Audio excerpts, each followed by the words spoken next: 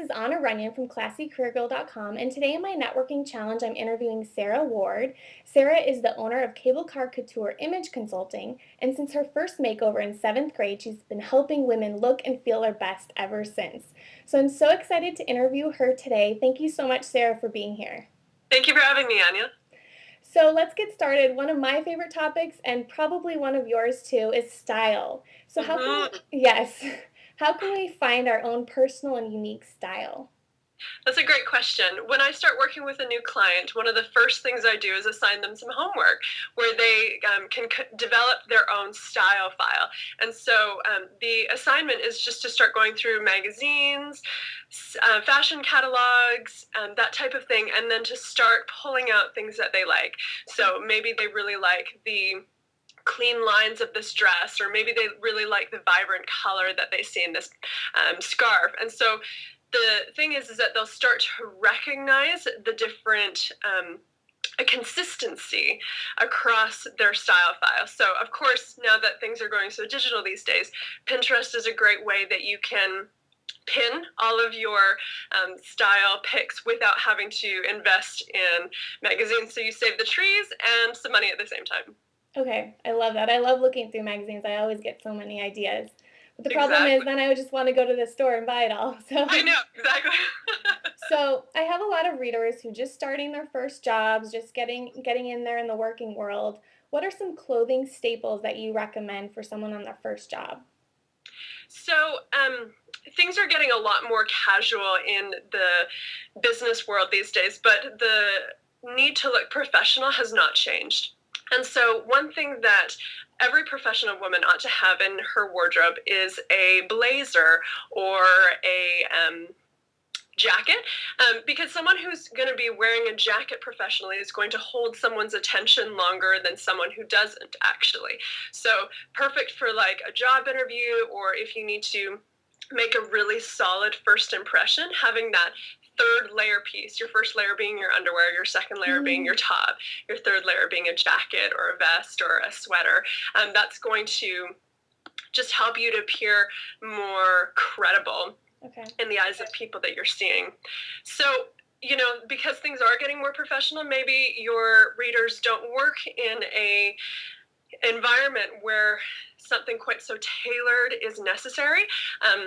But the thing is that styling, rolling up the sleeves of a blazer is going to make it look a lot more casual than, wearing it with a starched white shirt buttoned up to the hilt. You know what I mean? Right. So they can either do that, or maybe, wear just a sweater cardigan or something like that, just to have that third layer piece. So that's a great one to start with. But another great thing too is that if there is a more casual, relaxed dress code, having a collared shirt, something that can just frame your face and it's going to lift attention to your face to help with improved communication. So those are some really good things, as well as just like a solid good pair of pants that flatter and are comfortable, and preferably not a pair of jeans that way, because they're not appropriate, of course, in all of the different work environments. What do you recommend about color, putting color into your wardrobe? In terms of color, I actually a couple years ago looked in my wardrobe and I went, oh my gosh, I've got so much black and white and red. And so I had to, it was like a consistent effort. It was my New Year's resolution for style that year, where I had to go through and say, okay, I am going to start to wear color.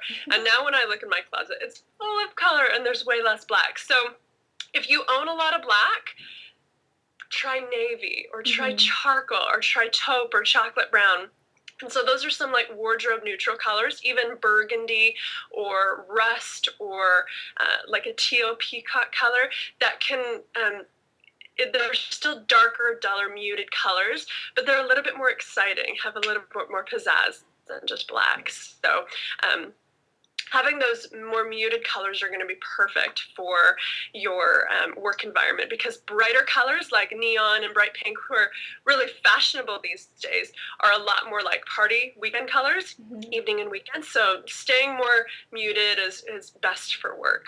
Okay. The other thing I love to do, which you're demonstrating this right now, is like a scarf, putting something else to kind of mix up an outfit. I love doing that. So. And it makes things just so much more interesting, especially if you're wearing solids like I am today, and then just having a little bit of that pattern in the scarf Yeah, goes a long way. definitely. It can make it feel like it's a whole new outfit with just like a So scarf. exactly. So how can we express our personality in the wardrobe and the clothing that we wear? That's a great question. And in terms of having personality in our clothes, it's really important to be authentic to who you are with the way that you dress. And within our workplaces, sometimes it's important, of course, to just add a little dose of that. I mean, if you're like a true through and through cheetah print girl, you probably don't want to be wearing head to toe leopard print for a meeting on Monday morning, right? Right. But perhaps what you can do is have a little belt that adds an element of that, or have it in, that your wallet has that print on it, or, just adding a little bit of it through a scarf. And so it's not always totally workable to be 100% authentic, if you know what I mean. Because we still need to be professional and make good and positive first impressions. But really, when it comes down to it, accessories just go a long way. You can add a great pop of color through a statement necklace or a scarf like we were talking about, maybe a fun oversized chunky watch or a cool belt. And so just little things like that. That way it can add a little bit of personality without it being overkill in the workplace. Does that make sense? Oh, yes, definitely. I love that. Good. So there's so much selection out when you go to a store. How do we not get overwhelmed by everything that we could buy?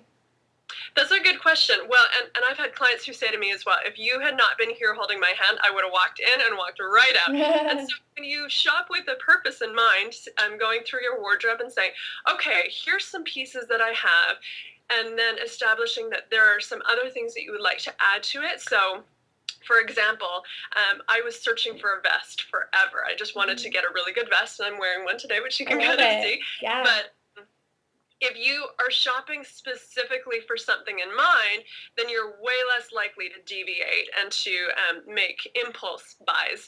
And so that will really help. Also, the style file that we had talked about at the beginning of our conversation, that's a great time to review your style file is before you go shopping. That way you can start seeing, oh yeah, I totally love this look.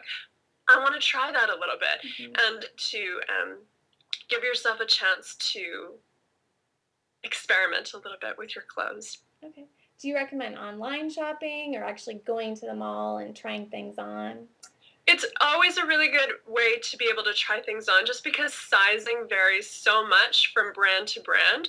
So being able to try things on physically, see how they fit, once you have a good idea of that. So for example, if you shop a lot at Ann Taylor or Talbot's, then you understand that, okay, I know that I'm a size 8 there, or I'm a size 12 here. So once you know how things fit, then it's easier to start buying online. If you've never bought from a brand online before, like Spiegel, for example, what you can do is try a couple of their different sizes. Maybe try a 10 and a 12, and then see which one fits better, and then return the one that doesn't. Okay. This is one question. I didn't tell you I was going to ask you this, but how did you decide to start your own image consulting company? I have always had a value for beauty, and I had my mom come visit me, and she wanted me to take her shopping. I'm from Canada originally, and so we just don't have the same amount of stores at the more affordable prices that there are available in the US. And so we went out shopping together, and she had me pulling things off the rack for her, and I was going, oh, this would look really great with your hair color, your skin tone. And she said about 5 or 6 different times during that conversation or during that shop experience that I should do that for a living. You know how moms are. They're like, oh, you should totally do this. You should do this. You're so great at it. I love moms. Yeah. We tend to discount what our mothers say, right? Because they're a little bit biased. But about the 5th or the 6th time, it really started to sink in that, oh my word, I love this. I'm having so much fun.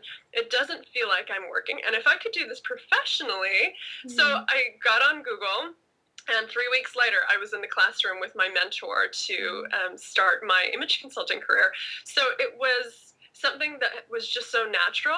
And as I'd kind of floundered in the business world for several years trying to find where it was that I felt like I belonged, all of a sudden it felt like I'd arrived, and that it hit on the things that were important to me as far as my personal values are concerned, and that I was also able to just feel good, look good, and justify shopping. So I love that. And you get to go shopping with other people now, so that's a win-win exactly, too.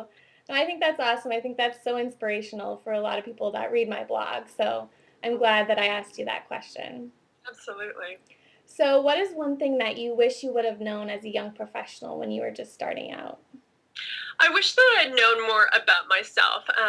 As I had mentioned just a moment ago, once I had recognized what my personal values were, it felt like everything just came into place so quickly as far as choosing a career that really just magnified who I was and what it was that I wanted to do. So, I actually had worked with the career coach, and we had gone through a values exercise going, okay, what are the most important things in your life? And I wish that I had done that, a decade earlier, so that I would have been able to, have a straight shot in that direction.